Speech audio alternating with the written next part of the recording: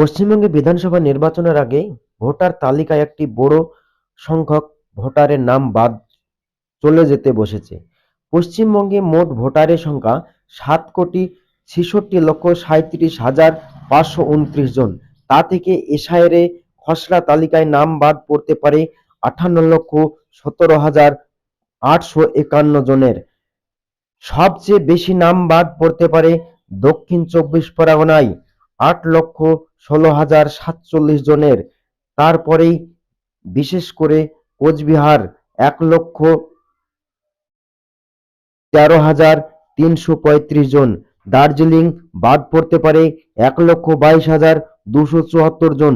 দক্ষিণ দিনাজপুর এসআইআর বাদ পড়তে পারে ১,৭০,৪৯০ জনের। মালদা জেলায় বাদ পড়তে পারে ২,০১,৮২৭ জনের।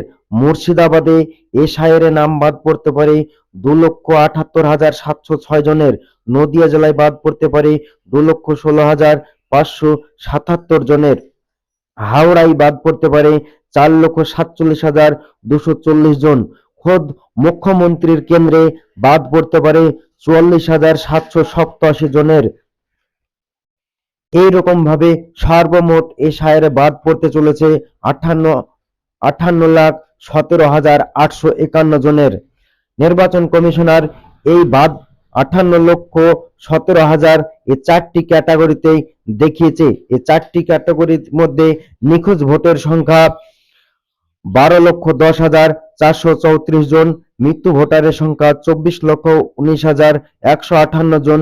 দুই জায়গায় ভোট আছে এমন ভোটারের সংখ্যা ১৯,৯২,৮১৬ জন। নকল অর্থাৎ ভুয়ো ভোটারের সংখ্যা ১১,৩৭,৭৪৭ জনের। এই চার ভোটারের সংখ্যা ৫৮,১৭,৮৫১ জন।